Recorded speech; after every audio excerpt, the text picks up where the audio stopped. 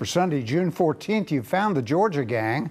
Topping our agenda today, Johnny Isakson says he has a serious ailment. In the Burl Ellis trial, threats to contractors are outlined. And could General Electric be coming to Georgia? Those are some of the stories up for grabs on the Georgia gang. From the Fox 5 studios, the Georgia gang starts now. Hello again, everybody. We're glad you could be with us on this beautiful Sunday in Georgia. We're going to begin with a story that has some pretty major political implications. Johnny Isakson, who I would argue is the most popular politician in Georgia, announced this week that he has Parkinson's disease. And Phil, you and I had talked, many Republicans have been talking for 2 years about his physical health. He didn't seem well. But now he confirms a 2-year-old diagnosis of Parkinson's disease. Well, that's right. And of course, he also had some cracked ribs and some surgery last year, which he had told people he was recovering from. But the good news is he had his doctor out available for the media the other day, and the doctor was able to answer all questions. And the news came out that the doctor said he is cleared to keep his present heavy schedule, and everything's going to be fine. As we understand it, it's the first stage of Parkinson's, and so it's a very slowly progressive thing, so he's going to be fine. Yeah. I don't think at all. By the way, Phil, thanks for sitting in for me last week. Megan, glad you're with us. Darren, glad you're with us. Jeff Dickerson gallivanting around Europe for his birthday. Well, happy birthday to Jeff. Happy birthday to Jeff. We're not going to say how many it is. Yeah, we won't say that. And again, I want to wish Alexa Scott a quick recovery from her major surgery. She seems cheerful and bright and is texting and tweeting and all that, so it's good. But we hope to have her back soon. So let's go on with Johnny Isakson. Megan, it tends to erase the likelihood of a Republican challenger, even from the right. Am I reading that properly? I think so. You know, the doctor came out, like you were saying, the doctor came out and said that he's only on a progression scale of 5. He's only a 1.5. I mean, this is not something that I'm concerned about right now. He's been doing a great job for the last 2 years. I don't see this as a problem. Well, Theron, before we turn to the Democratic side of things, I think what he's done, what Johnny Isakson has done, is said, okay, look, I know you've been talking about me, right, and I know I've looked a little bit feeble, yeah, and when I leave you, people are talking, saying, boy, is he okay? Well, he's not okay, but he's still functioning clearly. Now, what are the chances the Democrats look at this as an opportunity? Well, first of all, my thoughts and prayers go out to Johnny Isakson and his family, and definitely wish him a speedy recovery. I agree with Megan and Phil, and you also, Dick, that he's definitely come out and sort of announced this disease, and hope he gets through it. As far as how it affects the Democrats, I really doesn't think it changed anything much on our side. I think what you guys sort of alluded to, this was sort of a strategy, I think, to really sort of get out in front of this talk that had been going on for a very long time, and it was to really try to prevent any sort of Republican primary challenger. Now, as Democrats, we've got to be very careful that not to let this illness and disease give us any motivation to want to run. I mean, we still have some very fundamental things that we've got to do. First of all, we got to find a candidate, a male or female, that can actually run and raise the money and have a true grassroots campaign. Well, you know, Johnny Isakson locks up a lot of money, and by 2016, he will have locked up a war chest like we've never seen in Georgia, I think. I think that Michelle Nunn and Jason Carter and others proved less than 2 years ago that we can raise money as Democrats in the state. But, you know, this disease, we can't let that be the sole point of wanting to run. I mean, there are other issues, other votes that the senator has taken that I think people can really look at. Of course, you have former Governor Roy Barnes, a Democrat, hailing Johnny Isakson as one of the best politicians. Here you go. Here you go again, That's Phil. I'm not going to take that bait to criticize Governor Barnes on TV. On a personal note, Johnny Isakson and I are the same age. And look, I will admit, I get tired occasionally these days. I can't imagine a man at his age looking to run in a U.S. Senate race statewide at age, he'll be 73, I think, during the campaign. He'll be 79 when his next term ends. I just kind of personally want to say to Johnny Isakson, as popular as you are, as effective as you are, go to Sea Island and enjoy the beach. But here's the thing, though. A big compliments to the senator now and his staff. I mean, he had 6 years to really, quite frankly, sort of talk to the constituents in Georgia. I mean, he's got one of the best staffs in the state. And so while he may not be able to give the energy that he's given in the past to the campaign because of this disease, I think the constituent services, the way that he has this sort of open door policy, anyone can go to Washington and visit him. I think that's going to be the difference maker for Georgia. Well, and the energy level is there. I disagree with you. And of course, he's dedicated his life to public service. His mind is sharp. I mean, if you hear him talk on the issues, he has an encyclopedia-like grasp of all the major public policy issues. So I say, run, Johnny, run. And Phil, now you should also endorse Senator Isaacson for supporting President Obama, who I know you love, and as far as this trade deal that we're going to be talking about. So he also shows a little nonpartisanship. You know, I've always been in favor of free trade, but like a lot of folks, and the polls will back me up, I don't trust Barack Obama with any package. Let me turn Johnny Isaacson does. Let me turn to Governor Nathan Deal real quickly here. He's gone to Florida to meet with Florida Governor Rick Scott. It was supposed to be a private meeting to talk about the water wars, and they put it on the Florida governor's calendar for the press to see.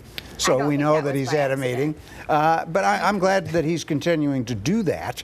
And then the other story that happened, I think, after you guys taped last week, is the fact that Governor Deal is openly wooing General Electric to move its corporate headquarters from Connecticut to Georgia. And Jeffrey Immelt, the arch-liberal CEO of General Electric, apparently had enough. And when Connecticut raised taxes, he said, I'm out. Well, swell. There was a big editorial in the Wall Street Journal last week. I'm sure you all saw it. And they didn't only raise taxes once in the state of Connecticut. They've been raising it repeatedly. It's an ultra-liberal state, and it's just killing business. And, of course, this is what we have preached for a long time.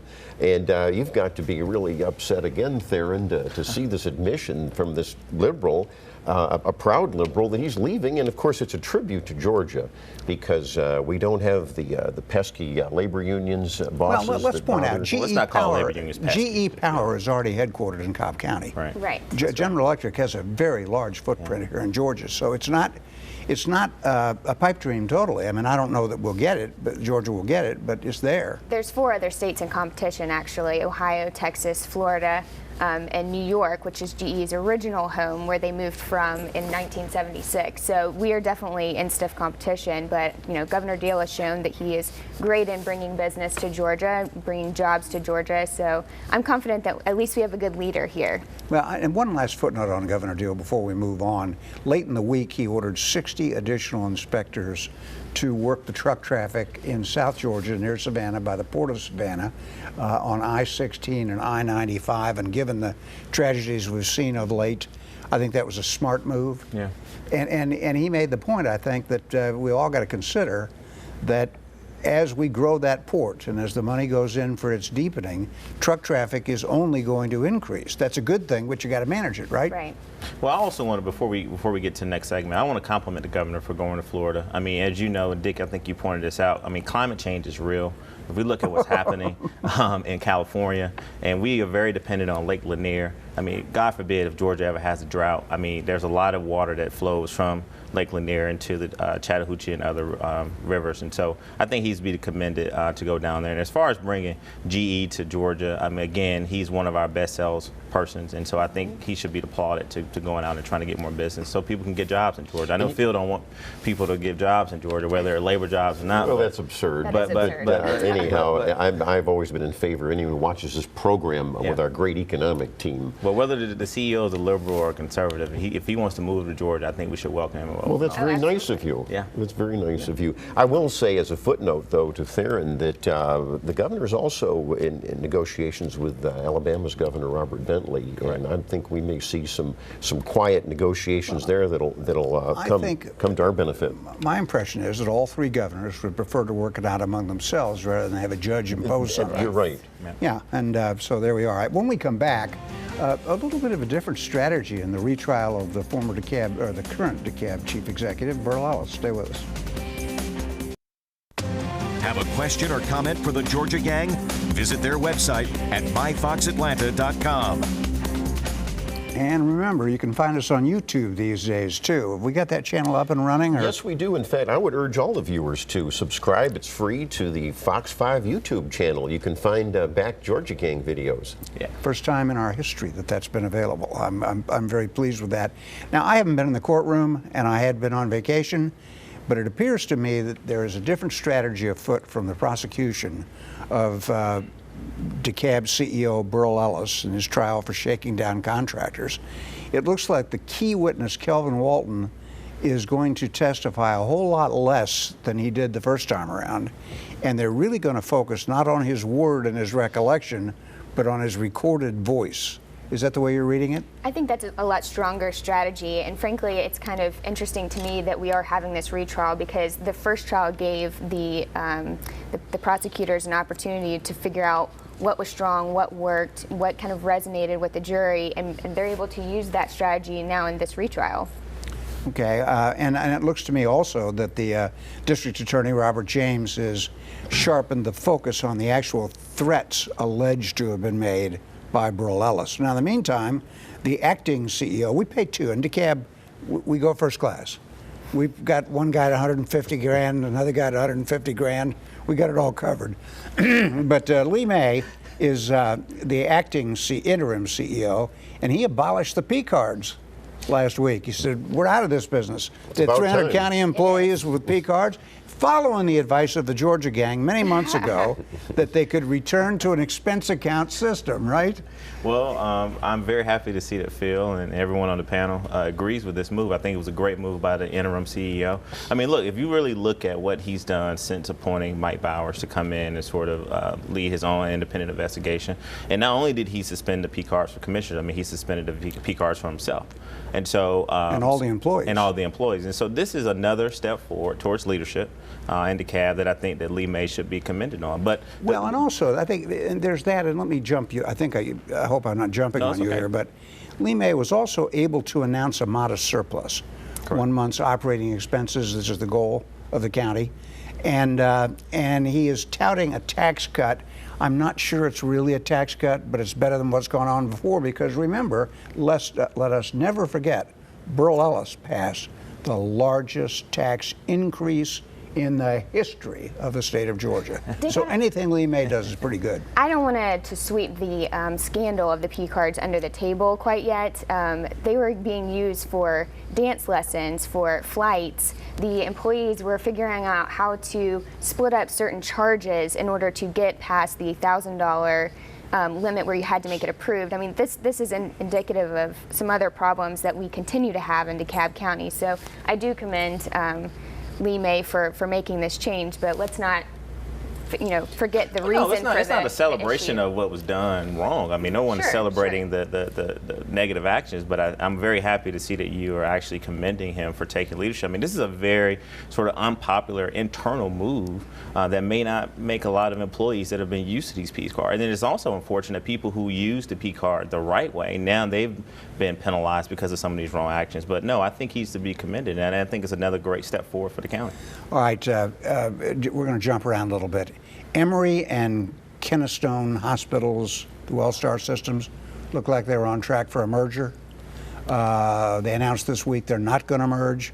I guess it's a tale of two cultures. One is more research-oriented. One is more straight medical delivery. Is there anything more to it that we should know? I just don't think it was a good merger of two companies. You're right. It was just very different cultures, the way they run their businesses, the services that they provide, and the people that they provide services to were just very different. Now we get to Cobb County because we're there with Kennestone. This is the continuing saga of Commission Chairman Tim Lee is strange. Now we find out that there's a 110-page transportation plan, and everybody thought that the idea of bus rapid transit, which I support, was going to be voted on by a referendum, and instead it's just a vote of the commissioners. And people feel like they've been lied to. Is that a correct read, Megan? That's what I'm reading and hearing, is that the commissioners keep saying that, well, we thought that, this would be sent to a referendum, but they were provided a 110-page transportation bill, and frankly, it reminds me of Obamacare. They should have read it before they passed it. Yeah, I just, Phil, what's wrong with Tim Lee? Well, he's a wheeler dealer. He's a dissembler. He promised that there would be a vote on this $500 million project, and the other commissioners foolishly took his word. Well, that's pretty You guys blunt, are isn't so it? hard on Commissioner Lee on this. Well, you favor him lying? No, and, no, I'm not what do you mean favoring- hard? I- Aren't you hard on no, him? No, I'm not hard on him, but I just. Why? I Wouldn't just- you agree with this? Well, I think. Look, I mean, give him a chance to explain. I don't know if he's come out and really explained. What's there to explain? that I'm sure that if he thought it was going to be Gee, a I referendum. fooled you guys. Is that the No, explanation? I just think that you kind of, are just hard on the guy every week. But I Well, don't know him. the and, danger here is that Cobb needs transportation improvements. Correct. Well, that's I'm right. not here to tell him what the right thing to do is. I happen to like the idea of bus rapid transit. Right. Because it's an inexpensive way of hauling lots of people. Well, I agree, and I'm going to be an equal opportunity critic if you want me to do that. I think the whole commission was wrong. I agree with you that they should have read this. I think it's an issue of transparency too. Like there's been a consistent issue of transparency, and we really need to do everything that we're going to do in Cobb County and anywhere above board. And if you're saying one thing and then there's something else in a bill or a transportation plan, that's an issue altogether. Well, let me push back on that for a second. And I don't really ever get too much into Cobb. anti-transparency. No, I'm just I'm kidding. very pro-transparency. I'm actually probably the most transparent. Phil can tell that whenever I talk on the show, I always disclose if it's a client or not. But look, I mean, this has been a hard process for Cobb County trying to get the Braves. Now, I would have, like many people, would like to keep the Braves in Atlanta. I think that since they've made the announcement, they've made some missteps along the way. I think that they've tried to be as transparent as they can. I mean, there were people who were given the public comment portions at the meeting to really have meetings. They went around the county and had different meetings in the different cities to talk about the move. And so I just think that, honestly, we should stay patient. Ultimately, the Braves are moving. We should support them. And I think that the pressure should be put on Commissioner Lee to be as transparent as he possibly can. But let's not penalize the whole commission But, because they were doing the best thing they thought for the We have to get constituents. out, but my fear with all that there, and I want to agree with you, but my fear on all that is that everything regarding the transportation needs around the new Braves Stadium has been botched. There's no price tag for that bridge yet, if there is going to be a bridge. And now we find this debacle with No parking. with the bus no rapid parking transit strategy that we know of. Yeah, so that's the danger and why we're keeping them in the spotlight. When we come back, hey, guess what? The Clinton Family Fund and Foundation and Crime Foundation, and what is it? Clinton Family Crime Foundation, or is it the Bill Clinton Fund Foundation? Anyway, they're coming to Atlanta. Stay with us. Have a question or comment for the Georgia Gang? Visit their website at myfoxatlanta.com. Some people are all excited about our next item. I'm not sure why. The Clinton Global Initiative, which is part of the Clinton Family Foundation, which is actually the Bill and Hillary and Chelsea Clinton Family Foundation. It's coming to Atlanta next spring. I guess right at the peak of the Democratic nomination process, right? Is that the significance there, and that the timing is right near the nomination process? Well, no. I think that let's first start and give Mayor Kasim Reed big kudos for not only being a staunch supporter of this initiative. I mean, to get this Clinton Global Initiative, to make sure we got the correct term, to come to Atlanta is a big deal. This is an opportunity for people to talk about world affairs, to talk about different innovative ways of how we can deal with technology, education, and also how we can grow the economy. It's well attended. It's going to bring millions and millions of dollars to the city of Atlanta. I mean, we are a place that actually attracts a lot of tourism. So I don't think it has anything to do with sort of the presidential primary. I think that it was just in Denver. The mayor of Denver was very, very happy that it was there, and I think it's very good that the president, along with Secretary Clinton and Chelsea Clinton, are going to come to Atlanta. So we should Darren. welcome them with open arms. Darren, This is other cities have brought them in. Nothing Bill and Hillary Clinton to do is unrelated to politics. And let's look at the two states Nothing. that you just mentioned, Colorado and Georgia. Those are both states that the Democrats thought that they could swing over to be Democrats. So I actually think that actually reinforces the fact that this is very politically motivated. It's coming in June 2016, which you'll see right before the Democrat National Convention. I think it's a very clear political stunt for Hillary Clinton, who looks like she will be the Democrat nominee. I think it's a little bit revolting, frankly, that non-political, non-regulated funds will be spent on hosting this event, which will be touting and praising a presidential nominee. Well, let me just push back there for a second. As the only person on the actual panel that has actually worked on a presidential campaign and won, I know a little something about strategically picking cities and states to build your presidential campaign. If the Clinton Global Initiative was trying to actually pick states and cities, and no offense to Georgia, I want to look in the camera when I say that, but they would have picked Florida, they would have picked Ohio, they would have picked Pennsylvania, they would have picked other key battleground states like North Carolina. And so this whole notion that to basically not give Mayor Reed and others credit, to go out and recruit and basically sell the city and sell the state for this great global initiative, because it is a global initiative. I mean, we're going to have world leaders coming to this world-class city to talk about issues. I think that's a little bit of disingenuous. But here's the thing. Secretary Clinton has already been here twice. I mean, she's been here once. Her campaign has been here twice. She's going to be coming back pretty soon. And so I think you're going to see Secretary Clinton and her campaign here much more in the coming weeks before this Clinton Global Initiative comes next year. Now, we're running out of time here, and I want to get a couple of other points in. I would like to just note for the record that the city is actually spending your tax dollars to be sure that people properly identify Hartsfield-Jackson International Airport. Now, I was on a bunch of flights in the last couple of weeks, and it was always Hartsfield-Jackson. I don't know what the hoorah is all about. I don't know, there's some oversensitivity. But I want to back way up into the 70s. When Maynard Jackson became the first black mayor of Atlanta, he appointed the first black public safety commissioner, a man named Reggie Eves, A. Reginald Eves. And Reggie Eves died in his 80s this week, and I think he's worth discussing because when Reggie Eves was public safety commissioner, there were allegations of police cheating on promotion examinations. I'm just looking at you two, and you're too young to probably really remember. But it consumed this city. And it was such that Maynard Jackson took to primetime TV to address the citizens over the cheating scandal and Eves' role in it. And Eves was forced out. And I see now that some groups are trying to position the late Reggie Eves as a civil rights leader. Well, he did jail time. I think we should start with the fact that he was a corrupt Fulton County commissioner who took bribes from developers and went to prison. Okay? You want to call him a civil rights leader, have at it. But in my mind, he was a controversial public safety commissioner, and he was a thief and a felon. Well, everyone deserves a second chance, and I don't know these. Megan and I were not born during these times that you were mentioning, Dick, unfortunately. However, the original Eves that I knew was a man that was very kind, did a lot for his community. And I agree with that. And I've had a personal interactions with him. One day we sat down, we talked about the evolution of Georgia and Atlanta politics for minorities. And so what he did at the county commission, that was one thing. But I think since going to serve his time for the crime that he committed, he was a very upfront and very upright man in this city, and I think he's to be commended. And I think he was a civil rights. Okay, there's a mystery about him. We got to get out quickly. His name was A. Reginald Eves. What did the A stand for? I don't know. I know you. Did No, you ever no tell one, me? no one knows. Yeah. Maybe it was just an A. Yeah. No one knows. He would never tell me. Not a conversation went by when I didn't try to probe Well, may that he out rest of him. in peace, Dick. All right, may he rest in peace. And who cares? Well, I worried about it for 30 years, for crying out loud.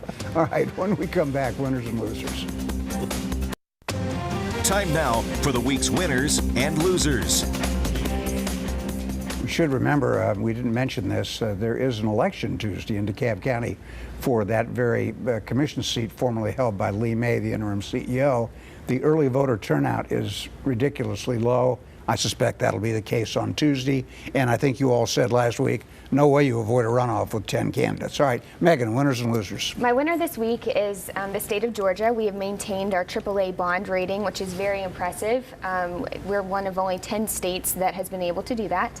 My loser this week is former chair of the State Democrat Party, Mike Burline, who was convicted and sentenced to 63 months in federal prison for stealing over $2 million over a 5-year period. Some of that being used to purchase a piece from his of clients. Yes, Yeah. from his clients for purchasing a piece of property in Paris, a lovely apartment, from what I hear. Yeah, it's in Paris. That was a detail that I had overlooked. All right, what do you have there, Theron? Okay, my first winner is Bill Bowling, who's with the Atlanta Community Food Bank, who's retiring after 36 years. So definitely want to congratulate him on serving this community well. Also, Kathleen Bertrand, who's retiring from the Atlanta Convention and Visitors Bureau. She's also been there for a while, so I want to salute her on her service. And also, my last winner, I want to make Mayor Kasim Reed my winner for going out and recruiting the Clinton Global Initiative that I know all of you all are going to be so excited about. And I'm going to make sure I get you guys VIP access to And that. not only that, a bunch of software jobs to Atlantic Station. Exactly. And then lastly, my winner is going to be Officer Eric Casebolt in McKinney, Texas. I think we all have seen that he's resigned, but what he did to those young teenagers was just uncalled for and crazy. So I want to make him my loser for the week. Okay, I was afraid you said winner. You confused me there. No, for a minute. loser. Phil, what do you have? Well, here's one for all the history buffs here in Georgia. H.V. Booth died this past week from Elberton. He was 96 years old. He was the last surviving son of a Confederate veteran. And get this, his father was 72 years old when H.V. Booth was born. Whoa. Isn't that Whoa. something? Yeah, those Wonder are how the winners. South lost the war. I know it. And you know, a loser, I hated to see that headline. I know we all did, of the Atlanta public school principal accused of changing the grades and cheating. Here we go again. I hope that is nipped in the bud. And my winner, it's a lady named Rebecca Chase Williams. I believe she was named mayor of Yes. Brookhaven. There may be some Elected connection by the there. council, yes. Yes. Very proud of her. I think it's a great thing. She'll be a good mayor. J. Max Davis goes on to run for a state house seat. And they wanted to call me the first dude. First gentleman. But I'm not a dude. I just want to be the first man. I'll take that. First man, So all right. congratulations at the Williams household. See you next week on the Georgia Gang.